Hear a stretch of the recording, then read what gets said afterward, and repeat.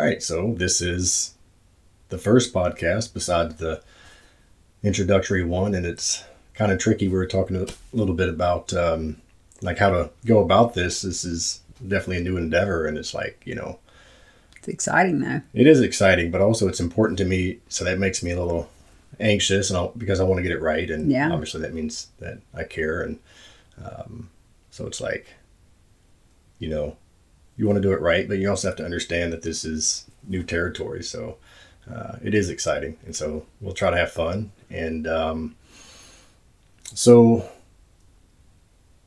I know we talked about doing this episode on marriage, and I think we can go a lot of different directions on that, so maybe we could start sort of high level, just generally what marriage is to us, what it means to you, and what it means to me. And I know we've had God knows how many discussions we've had on that, but and then kind of see where it goes, I guess, and maybe something beautiful will emerge from that, some gold, since this is the Modern Alchemy podcast, and it is about transforming these ordinary sort of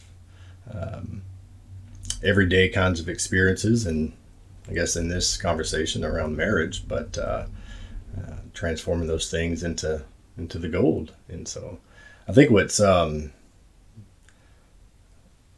don't know if careful is the right word, but it's don't want to force the gold either, but I think I know enough about this process to know that gold can emerge, and so I'm going to try to be careful not to force the gold, but also know that that's usually what happens when we have any lengthy conversations around marriage. So I appreciate you being here. Thanks for having me. Yeah. All right. So you want me to say what I think marriage is, or would you like to? You could bring up the rear. Yeah. I would say it's an evolving thought or definition for me, for sure. It's certainly not what I thought it was going to be 15 years ago. And but I think now, currently, ask me again in 5 years, but I think it's, a partnership, really. A place to come together on a team that's, maybe has some strengths and some weaknesses that balance each other out. And, just the opportunity to take life and tackle it together, and know that you always have a partner that's going to back you up and push you and take care of you when things don't go well, or push you when things don't go well, to keep trying and, push past your limitations. I think we do that very well for each other. I think it's a, sacred place, really, for two people. Hopefully not two broken people, but in our case, not for too long. Well, I was going to say, in our case, perhaps that was the case, and we were able to keep working to become two whole people, and also still stay in some sort of fashion parallel where we wanted to continue the marriage. I think sometimes people become whole people, and by the time they're done doing that, then they've grown so far apart that they don't value the marriage anymore. Yeah, so I'm not surprised that sort of the first idea around your take on marriage had to do with it's an evolving sort of definition, I guess. And because I think in some sense it is fluid, and I don't know if that's how you felt, but I feel like that's what you may have been alluding to, at least partly. But with, I don't know how anyone's understanding of marriage evolves, the definition of it evolves. The thought that came to my mind is, what do you think has been, a constant, if you will, in our marriage? Yeah, like even though there's this fluid, sort of dynamic, evolving nature of marriage, or your definition of marriage. It seems to me, just a thought, but it seems to me that even within that, there's always going to be some constant. So just curious what might come to mind there. The first thing that comes to mind might be a little controversial. It's probably discontent, really. A little bit of discontent. Yeah. So what do you Just mean by enough. that? Well, just enough that you're, you know, trying to get more content. You're trying to figure out why you're discontent, not just with the relationship, but just personally and what that might lead to and the improvement and how does that change the marriage. And then it's like, you get settled into whatever the new, newly comfortable is. And it's like, that didn't last very long, so a little bit of more discontent. And then it's like, okay, what else am I supposed to do? What else is there to do personally, professionally, within the family, which is all, the same in a lot of ways. So, yeah. So I like that you came up with the word discontent, because I think that, generally comes with a negative connotation, and maybe rightfully so. But I guess a lot of the ways that I think about a lot of things in terms like that we generally have a negative connotation with is, well, how can that actually be a positive thing? And, I think you could have said, instead of, oh, I think there's this element of discontent, you easily could have put this sort of feel good positive spin on it that was like, well, I think that we always believe that things could be even more wholesome, that things could be better. And it's like, well, that's true. But like, how do you know? Like, how do you, what's the feeling that sort of prompts that thought that things could be better? And, maybe part of that is there has to be this negative aspect of that. Of course, I'm always thinking of the psyche and the sort of principle of opposites, the negative and positive sides of things, the dark and the light side of things, and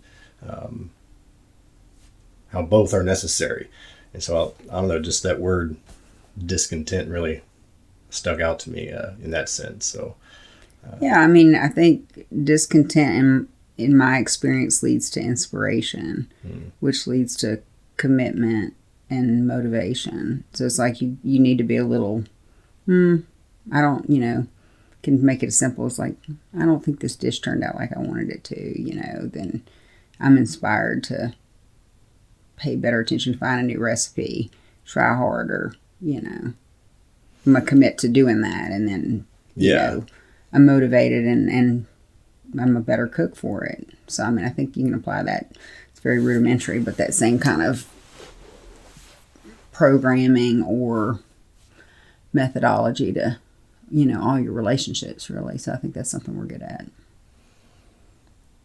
When you, not to harp on that word discontent, but I feel like so much got stirred up, and I think in a positive way, but it's just like, I don't know that 5 years ago that you would have said discontent was a constant necessary element within the evolution of a marriage or the definition of a marriage. And immediately made me think about really all the incredible and deep work that you've done with yourself and our marriage. Right. I didn't know we were going to bring up my existential crisis, but since you have cracked open the door, I mean, I do think, it's like a lot of the hard things that you and I have been through. It takes a long time to get to the other side and say, oh, there was value in that pain, and at the time you're like, no, I don't want to be sad. I don't want to be hurt. I wouldn't wish that on I wouldn't wish that on you. If anything, I feel like I want to, in a sometimes not healthy way, like take all that and I'll just take it from you and I'll just fix it and take care of it. And it's like, that's not reality either. But 5 years ago, I probably would have said, I'm about tired of your discontent. Well, I would just say, even if there weren't any struggles and we were talking about some constants and what makes a marriage, I don't think that discontent would have been something you come up with, because I think that you would have looked at discontent as only a negative thing, that nothing good can come out of that. And maybe I'm overgeneralizing here, but I think the point is kind of like what you're saying here is, You wouldn't wish that sort of struggle on anyone, but having been through such a struggle and doing the work to get to the other side of that, you come out with different perspectives and even appreciations for, and even, I don't know, the utility of discontent, where it's like, maybe if without such an experience as what we're talking about here, you couldn't even imagine that discontent could be a utility. Yeah. You know? And so I guess that's kind of what I'm feeling when I hear you use that word in such a meaningful way. And I think that's like, there's something sacred about marriage, but also the struggles within it and how it can really make you rethink and reconsider the importance of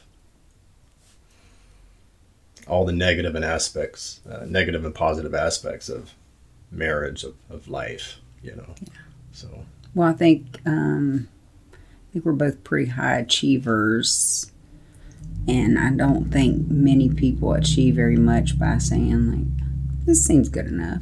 That's fine. It's okay. Good enough. And I mean, there's a place for that, don't get me wrong.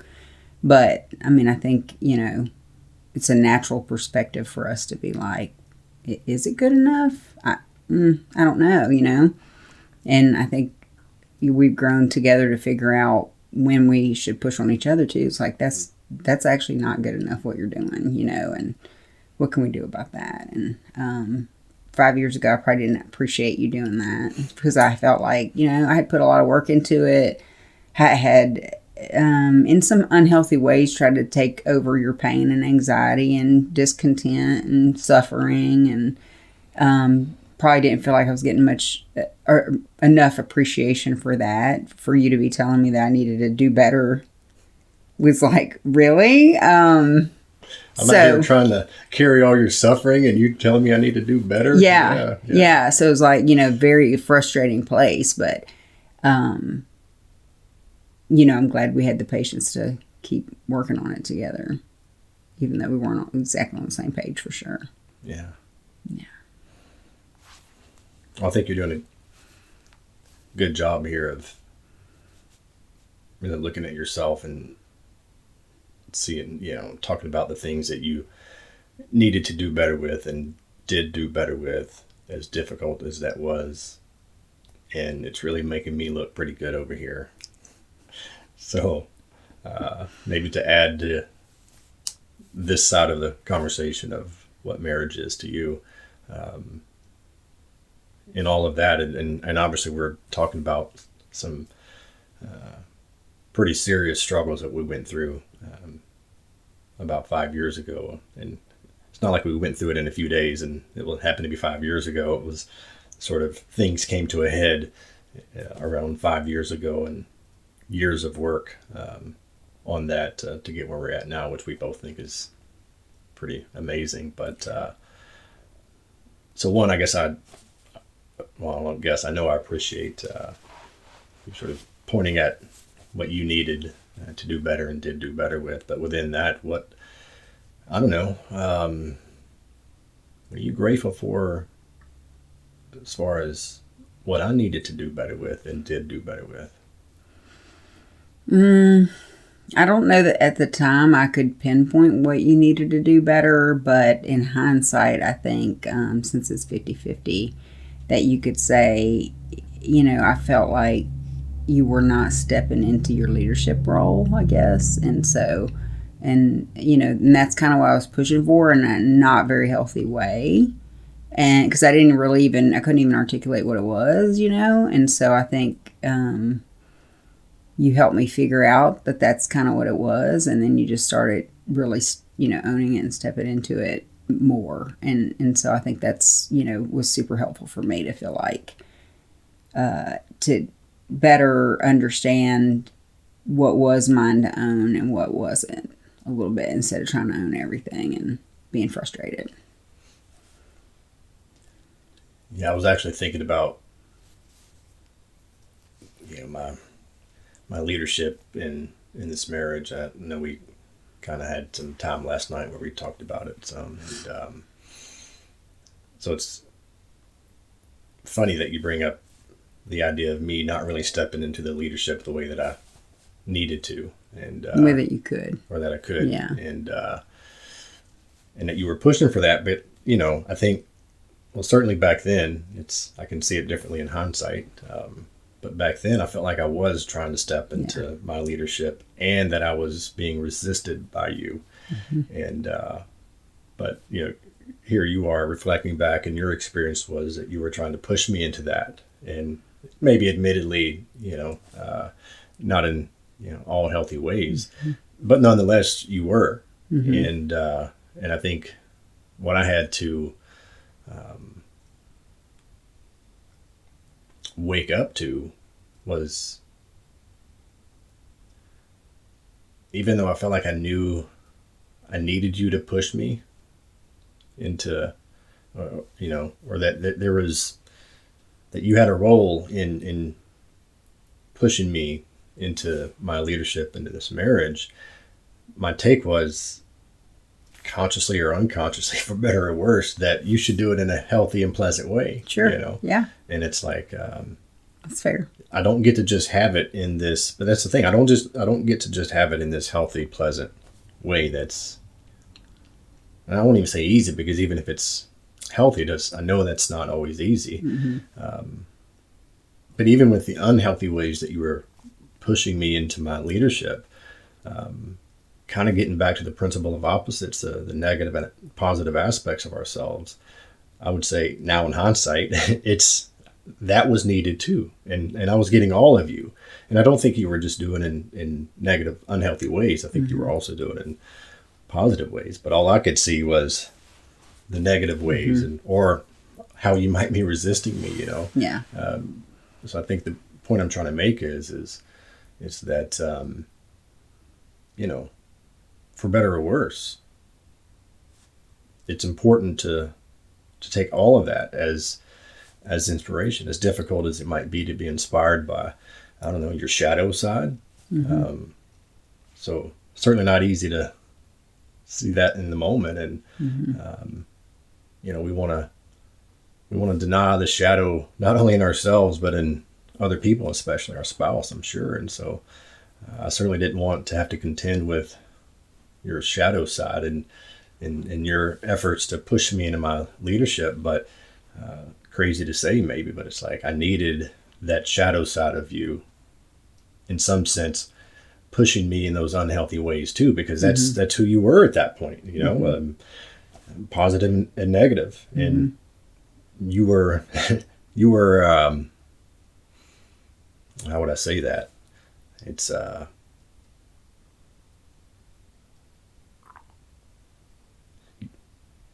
you didn't leave. Mm-hmm. And I think you're the kind of person in a lot of ways who is all or nothing, and as chaotic as our marriage had gotten at that point, you didn't leave. Mm-hmm. And at the time, it also meant that since you're here, you're going to be all in here, and you are all in with all of you, the dark and the light. Yeah. And, you don't wish that on anyone in some sense, but it's mm-hmm. like, if it weren't for your shadow side with the way that you were pushing me in my leadership, I don't think that I would have the leadership that I do now. Sure. Yeah.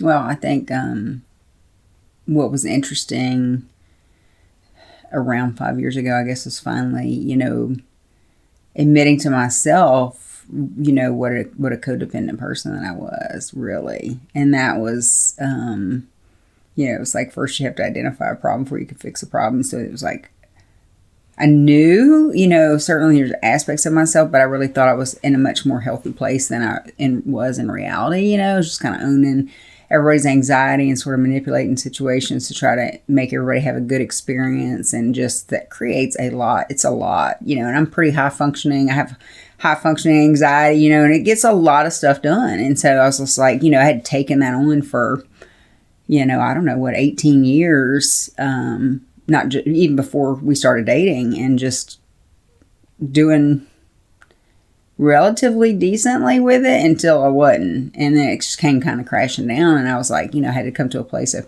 being honest with myself that I was a dishonest person. And like, that doesn't feel good. It's like I'm doing all this to orchestrate good experiences for people. And now I'm like actually being a terrible person because of it. And, that was a hard, I was definitely not my best self going through like that recognition. And just trying to like reconcile, who even are you? You've lied to yourself for so long. Who even are you? And, through that process, I'm sure it looked like a lot of rebellion because I was just rebelling with myself, really, to just try to even figure out, okay, now that you know this about yourself, you going to keep doing it? No. So now I'm going to like double down, not doing anything for anybody. You can all just take care of your own problems and your own business. And this is who I am. And, because I am all or nothing, I am trying to get into a solution. It was it was not very eloquent, it was not a very elegant process for sure. No, it was not. No, it was not. That was a lovely jab, by the way. That wasn't real big. Yeah, it was like, part of it, I think the reason why I stayed is just because like I knew such a big part of it was of my own creation, really. And so it's like, and I'm not scared of hard work. I mean, both of us, our whole life has been hard work. It still is. And so it's like, I think we both know that we know how to work hard, and, that we've been through plenty of suffering that we created and that we had no control over, that was put upon us. And so it's like, I don't know. I think I appreciate people who have marriages that don't have really hard things happen in there. Good for them, but that's where you find out who you really are, I think. Yeah. And if how solid the relationship is, and that can be with friendships too, and family even. Everything's fine when you're having a picnic at a sunset. I mean, we're mad about an ant and our picnic, but beyond that, it's like, when it's really hard and there's a flood and you don't have a house and those things are happening, that's when you know what somebody's character really is. Yeah. So what you're saying is we've learned a lot about each other's characters. Oh, yeah. Oh, yeah. And I mean, there was some part of me in there that also knew that I, probably wasn't demonstrating trust, but I did trust you enough to believe that we were going to figure that out. Yeah. When you were talking about what was behind you staying, and you talked about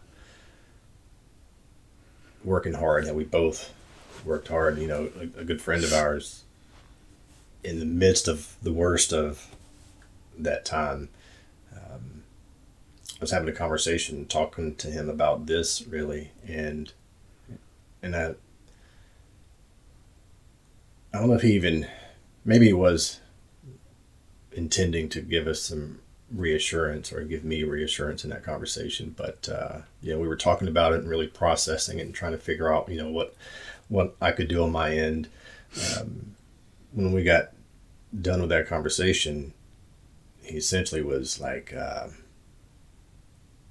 he's like, at the end of the day, I'm not too worried about you and Nikki, because I know you both work incredibly hard on everything.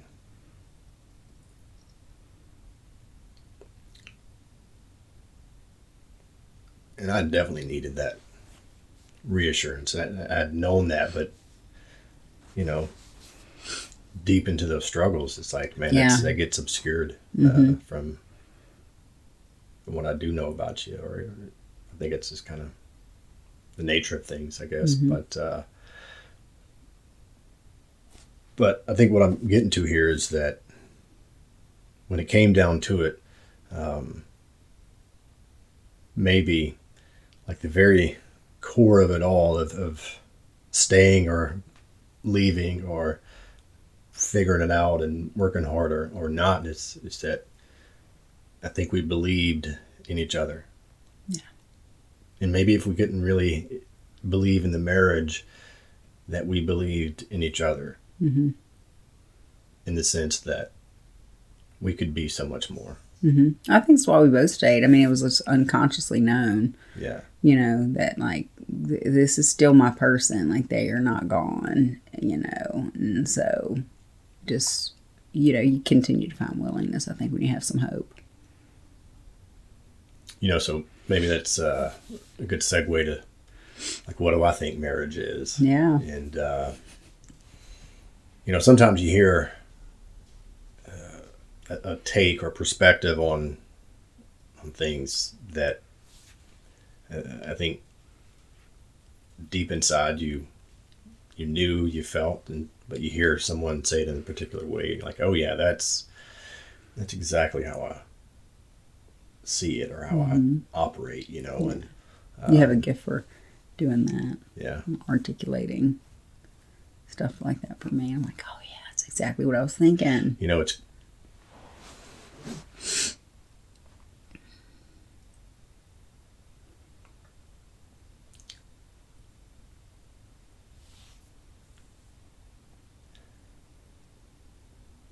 I've been through a lot, as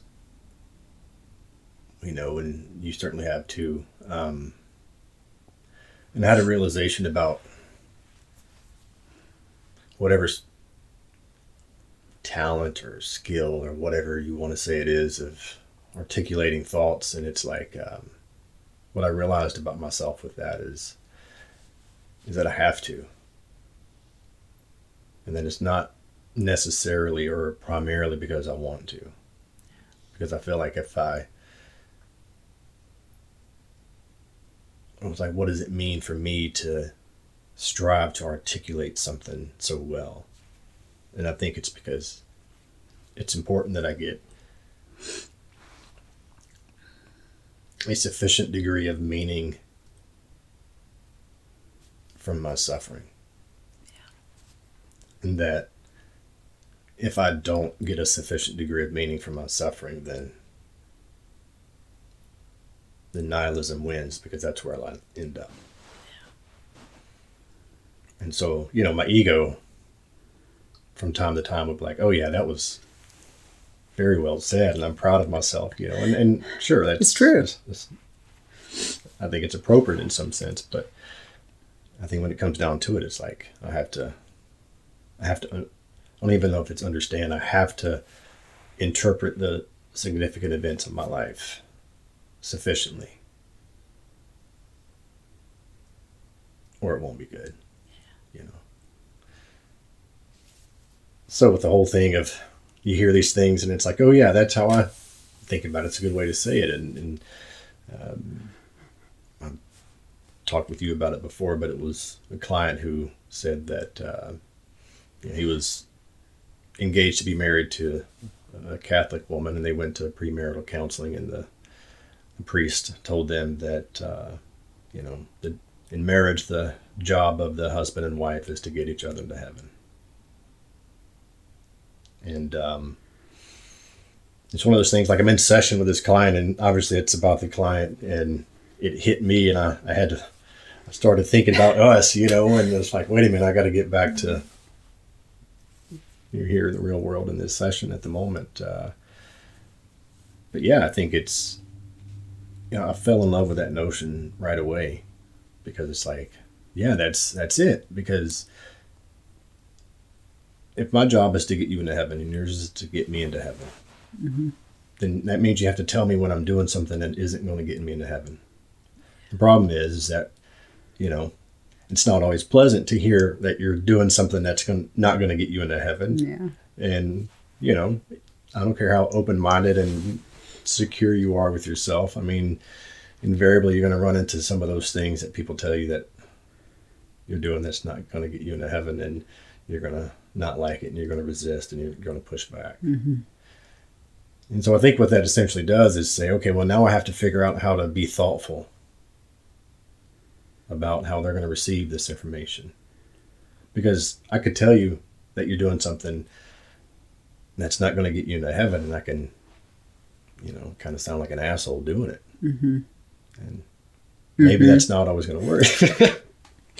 I hear you. Well, I mean, I think that's the thing is like, I think I've gotten better about taking, your inventory, because as soon as you come to me with something that I'm doing, I'm like, well, friend, I'm glad you opened the door. Let's talk about all the things that you're doing that you need to not be doing. And it's like, that's not me helping you. That's just me defending my potential bad behavior. It's like, what is that? And so I've really learned that a lot, and probably before the last 5 years, but especially in the last 5 years, and like try to apply that to other, important relationships in my life. Like, now if you're, challenging me on a behavior or something I said or whatever, it is so hard, because the very first thing I'm gonna be like, this is my posture. Like, I'm in lawyer mode now, and I'm about to show you the evidence that maybe you're wrong, or at least you're worse than me. So you don't even have the authority to talk to me about that thing, because look at your, indictment or whatever. And it's like, that's been probably not the biggest challenge, but that's been a big challenge for me. Master of misdirection and deflection. Yeah, for sure. Well, it's two things, right? It's like, it's illuminated the significance, which I think it's life and death, of telling each other what we're doing and not doing that's going to get us into heaven. And it illuminates the need to try to be thoughtful and compassionate with the delivery of those things. But one thing I've given a lot of thought to is, it's like, okay, so what's the greater risk overall? And it's like, if I'm trying to be compassionate, but I can't think of a compassionate way to tell you that something you're doing is not getting you into heaven, and then I don't tell you because I can't think of a way. And I think I do have a responsibility. We have the responsibility to try to be thoughtful and compassionate in that delivery. Because maybe we're not, and maybe to be effective, you need to deliver it in a compassionate, thoughtful way. But what if I'm just not hearing any of it, no matter how thoughtful and compassionate you're trying to be? And at some point, you just have to tell me, And so I think the greater risk here is a compassionate misstep versus not telling you at all. And I talk to people about this all the time, especially clients, and it's just like, if we get to heaven and Peter's meeting us at the pearly gates, and it's like, all right, Nikki, you did everything you were supposed to do to get into heaven. Good job, Ed. You helped her get here, and come on in. And I'm like following you in, and Peter's like, hold up, you didn't do everything you needed to do to get in here. And I'm like, what? I didn't know what else I needed to do. Oh yeah, Nikki was supposed to tell you. And I'm like, why didn't you tell me? And you're like, well, I didn't want to hurt your feelings. I didn't want to cause you any anxiety. I'm just going to be like, why didn't you tell me anyway? Now I can't get into heaven, So, go ahead. No, you go ahead. I interrupted you. I was just going to say what you will about the metaphor there, but I think it's a good metaphor that illuminates the significance of that, because kind of maybe gets into my definition of marriage here is that it's the relationship that has the most implications in our psychological and spiritual development to the most wholesome, integrated version of ourselves. Right. Because I think that development of any sort takes place in relationships, and generally speaking across the board, what relationship has more implications than any other, just in life in general? And I think it's marriage, followed by parent-child relationships and other family, friends, and so on. And maybe sort of the outermost limits of that is an interaction with the cashier at the gas station. But I think they all matter. But if we were to focus on just a few, it's like marriage is probably the number one there. Probably not for everybody, but I think almost everybody. Well, I think it's an interesting thought, because I think we both, well, I learned about the Big Five from you. You know, we work in different industries, similar, adjacent industries, but different perspectives on things, and learned about the Big Five. And it's been interesting to me because there's such a big disconnect between, you know, our personalities and the aspect of agreeableness. And so it's like, in some ways, you know, I appreciate your disagreeableness because it gets me off the hook for stuff I don't want to do. You know, I'm like, oh, I wish I could say no better, you know? But then sometimes I'm like, what a selfish person you are that you won't do all these things and you won't go out of your way. And, you know, I could just moralize it a lot. But I think in the last 5 years, I've done a much better job of being like, who is this person, right? Is this somebody who is rooting for me and who I trust and love? And like, I may not like exactly, but like, I need to understand better here, because surely, you know, if I understood better, this is my person that's rooting for me all the time and is not trying to make this bad for me. And that's carried on over to relationships with people that I work with, not professionally, but, you know, and just talking about their marriage and how I can see that, you know, it's like, yeah, you know, is he the worst person that ever lived, or are you misunderstanding potentially what, you know, what's behind any of that, right? And so, you know, I think that was a big part of my codependency. Really, is just my personality leans to be compassionate and agreeable, and I will work too hard for other people and not let them, you know, work hard for themselves. Yeah, I was thinking about the Big Five personality model earlier, and really how I think that's benefited our marriage in a massive way. Mm-hmm. And the trait agreeableness, probably the most important trait that we've looked at Mm-hmm. in that regard. When you were kind of talking earlier about, I forget exactly what you said, but, you know, it was around realizing that you were not getting enough of what you wanted and needed and taking care of everyone else. And you're like, you know what, I'm going to do for me. And, you know, I know I've shared this with you too before, and I've actually used this example with clients, so, you know, forgive me for that. But it's like you were a bull in a china shop when you realized that you needed to start negotiating for yourself. Oh, yeah. It's like, okay, it's on. Let's do this. Let's go. And I'm over here like, whoa. Yeah. There's an art to this. We don't but then I'd be like, you should be proud of me. Look at me saying no. Yeah. And you're like, no, not like that. Not like that. Still being disagreeable, huh? Yeah. Not to me. Who are you? You know? Right. Yeah. So yeah, it's like, you know, over here in the disagreeable camp, everybody just thinks we're just, you know, bulldozing everyone over. And it's like, maybe some of us, but most of us, we have more tact than what you think, you know. Yeah, sure. On the flip side of that, though, you've helped me broaden that trait to not be so disagreeable and rigid with that trait anyway. It's like there are times when I do need to be more agreeable, more compassionate, and cringe, more polite. But it's really opened me up to a lot of experiences, and those, you know, opening me up to a wider variety and broader range of experiences is giving me an opportunity to derive more meaning from life, because I get to have experiences that I otherwise would not get to have, and miss out on whatever meaning potentially lies in those types of experiences. So it kind of gets back to, you know, my idea of marriage, of getting each other into heaven. It's like, all right, well, you are two different people here, and what can we learn from each other? And yeah, I'm disagreeable, and, you know, that takes me pretty far in some ways, but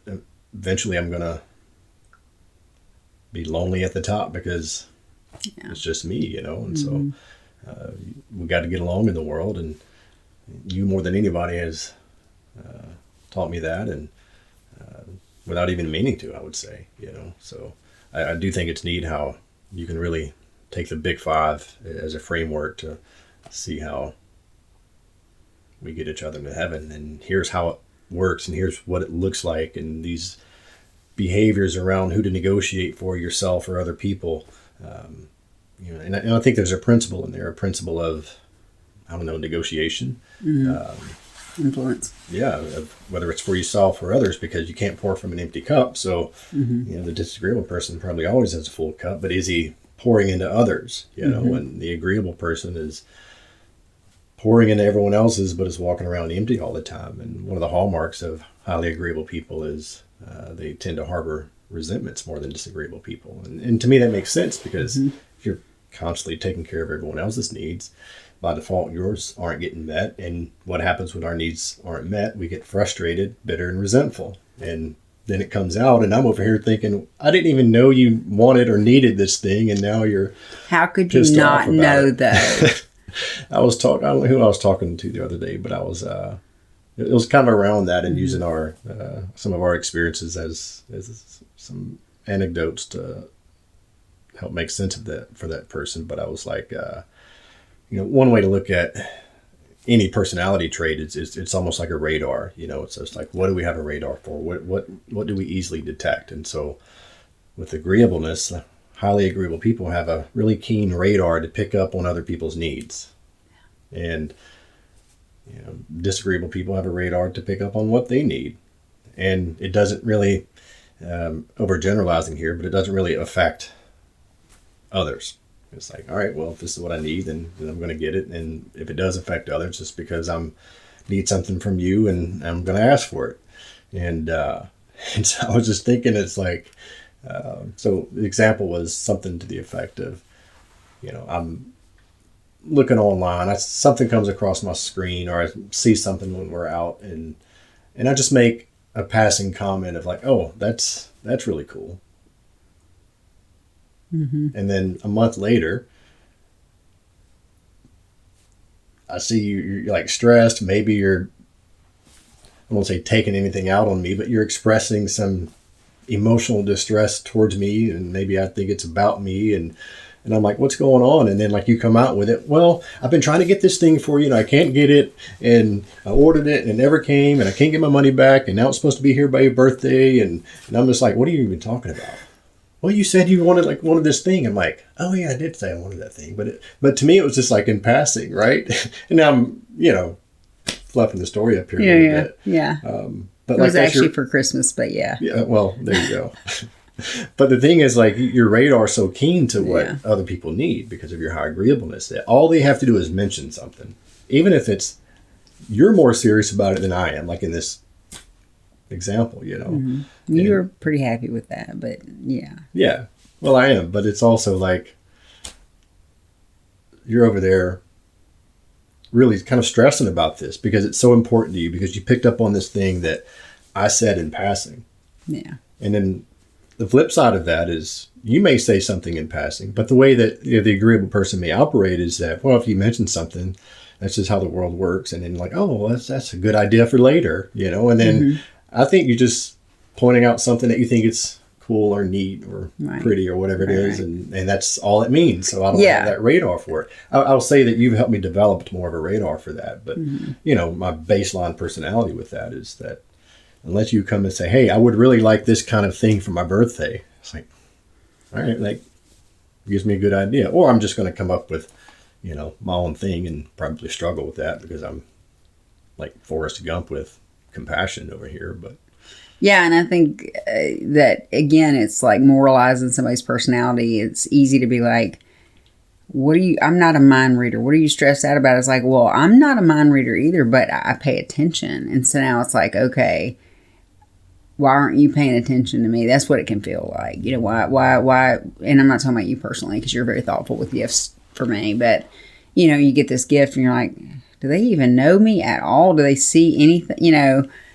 I think when you're, when you are an agreeable, compassionate, extroverted person, like you do tend, and maybe it's easier. And I think that's probably one of my little sources of contention over the years. Like, you're like, well, it's easy for you. It is, and it has so many consequences that makes it not easy too. So it's like, it's a little bit of both, right? And so, I think that can lead to resentment. It's like, oh, I go out of my way, and then somebody can't even come to my birthday party, but I never would miss, I'd go sick because I what if nobody goes to their party, and then I have a party and like 5 people come. I'm like, all I can think about is the people who didn't come instead of, Yeah. enjoying the 5 people that came.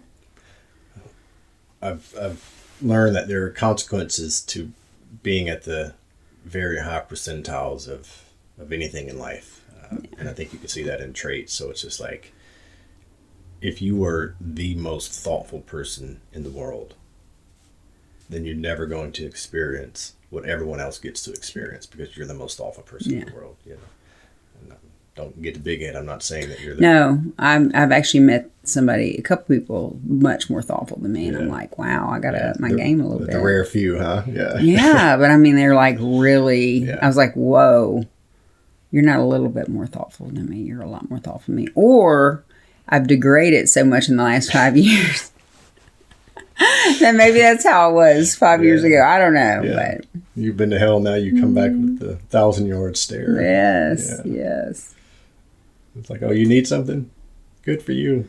Yeah, well, I definitely have taken a stance of being a lighthouse and not a life raft. I'm gonna show you the way, good. But you're gonna have to paddle your own boat.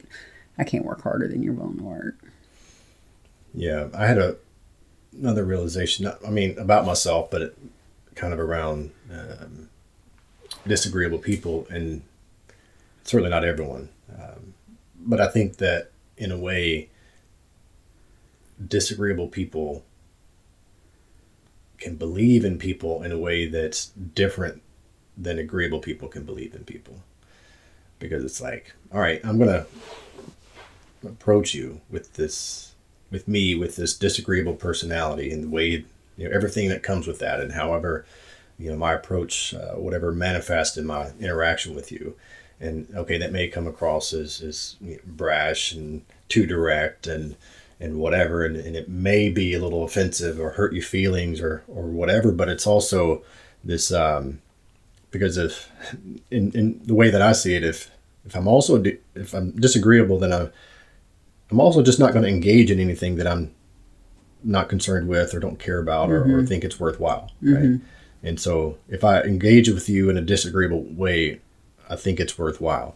And that if I tell you something that may, rub you the wrong way, challenge a cherished belief or whatever it is, it's also because I believe you can handle it.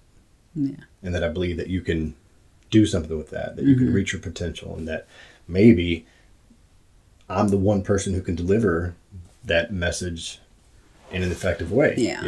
Now that's not the only way, obviously, but I think that it is important to, if you are an agreeable person, to maybe consider how the disagreeable person and their types of approaches to people may also indicate that they believe in them, and maybe just in a different way, because it's like I think I can tell you this thing in a very direct way, and that you can ultimately handle it. Yeah. Yeah. It's an interesting thought. Yeah.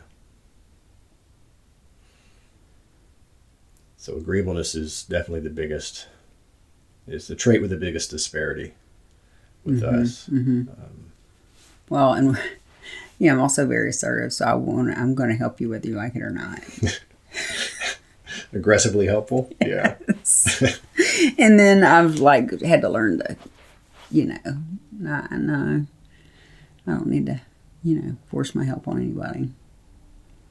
And it's good. I mean, it's brought more meaning to my life because I need to focus on the people who do actually want or need my help, instead of this poor soul over here doesn't even know what they need. I need to help them. It's like, maybe. But, there's a lot of people who need the help but also want the help. And so I need to put my efforts there, because there's only so much effort. Yeah. And time, really. Time's the limiting. I think I have a lot of effort to give, but not a lot of time. You talk about sort of moralizing people, kind of based on personality traits. If you're agreeable, it's tend to look at a disagreeable person and moralize them as someone who's selfish and calloused. And, on the other side of that is, I may look at you as someone who's a pushover, a doormat, and who doesn't know how to ask for what they want and just gets resentful when you don't, but that's just, I don't think that's very helpful to, first and foremost, and only take a view through a moral lens.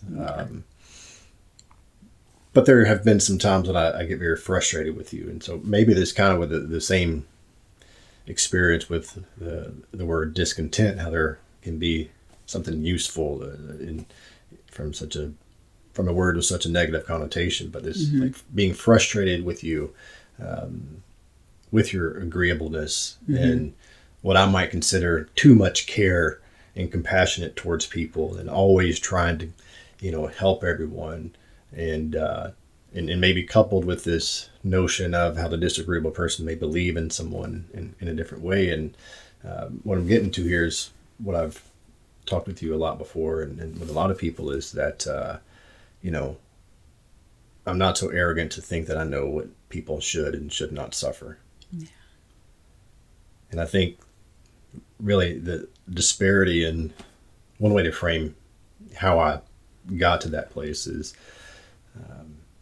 our disparity in the trait agreeableness, trying to grapple with that and reconcile our differences and incompatibility with that. And like, how can I convey that I do believe in people without just seeming like a self-centered, calloused asshole, Right. But without disregarding what true compassion really is.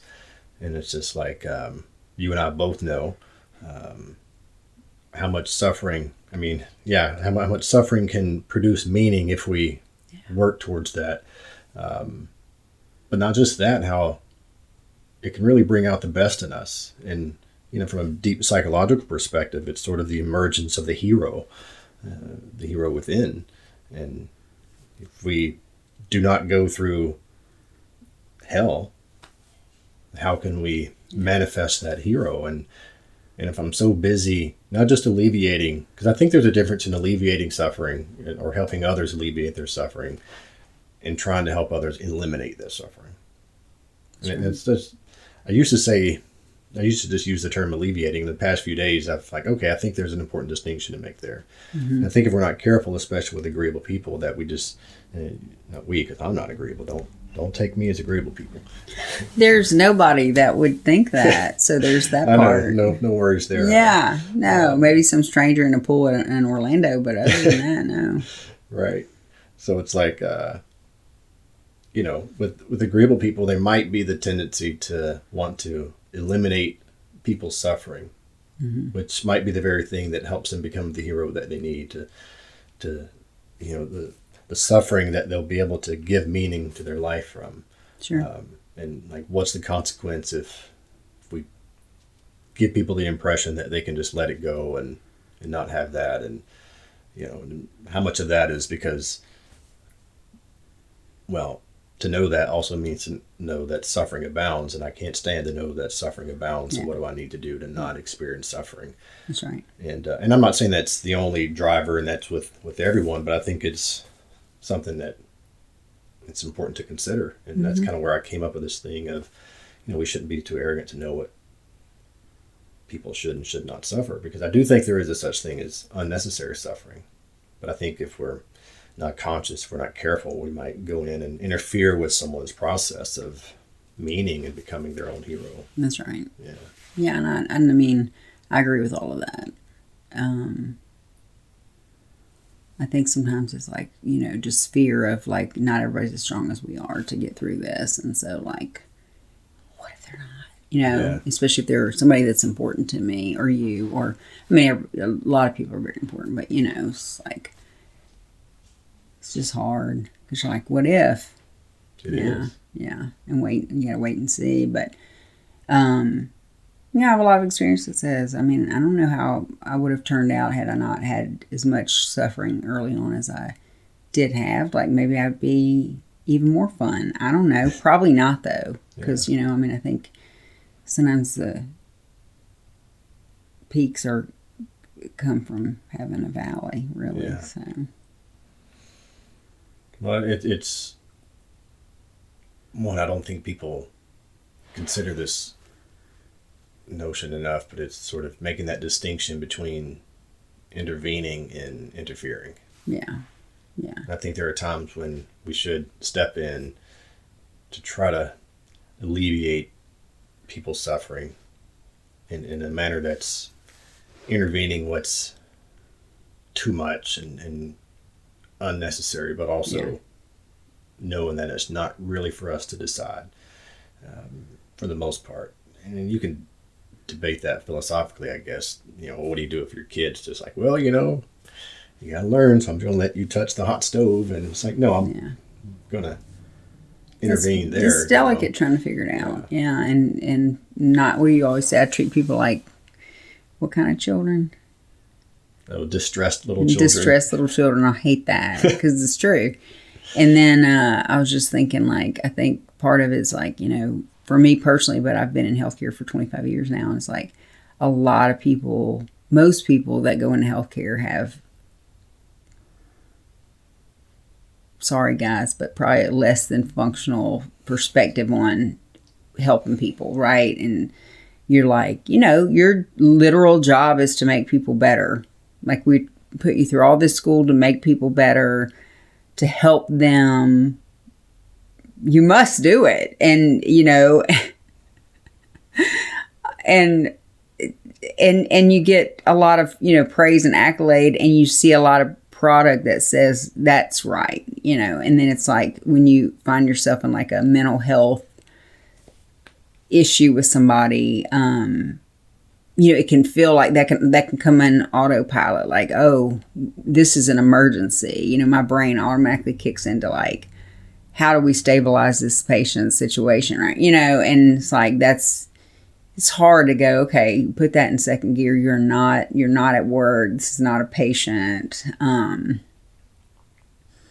then even sometimes when I am at work, it's like still, it's hard. It feels like to me, watch somebody bleed out, to just listen to their, suffering with empathy and be in it with them without, offering a solution or holding pressure on it or something, just like, I'm just going to be here with you in the end. It's just like, what? And so it's definitely a lot of cognitive dissonance that I think people who aren't in healthcare probably really struggle. When you see it from the outside, you're like, of course you're codependent. Why are you doing that? It's like, this is my profession. Like, this is what I do for a living. I'm really good at it. And it's like, but not here. Don't do it here. So, I mean, I'm not making excuses. I just, that's part of what has been a big challenge for me too, especially being in healthcare since I was such a young age and being really good at it. Maybe that's one of the big things about life overall is grappling with and trying to reconcile when to do what, and knowing that, okay, sometimes this type of behavior is an interference in someone's process, and sometimes it's an intervention in a very healthy way. How do I even know which is which? Yeah. And the answer is you don't. You don't, right? But maybe we can guess right sometimes. Sure. And maybe we do that by trying to be as conscious as possible with that. And, right. And at least paying attention to how, the times where we felt like we were intervening when it worked and when it turned out to be an interference, and when we thought we might be interfering, that it was actually an intervention. Yeah. And I think just generally, not just, but certainly paying attention to our interactions with people, especially in that regard, and what's ultimately making them walk away better than had we not interacted with them at all. Yeah. And maybe I'm partial and biased here, but I think you do a really, really good job with that. Yeah. Yeah. It's definitely a work in progress. So, we think we've been doing this for about an hour. Okay. This may not go well, but I figured I would try to, I don't know, what's something funny about me, maybe even regarding my personality.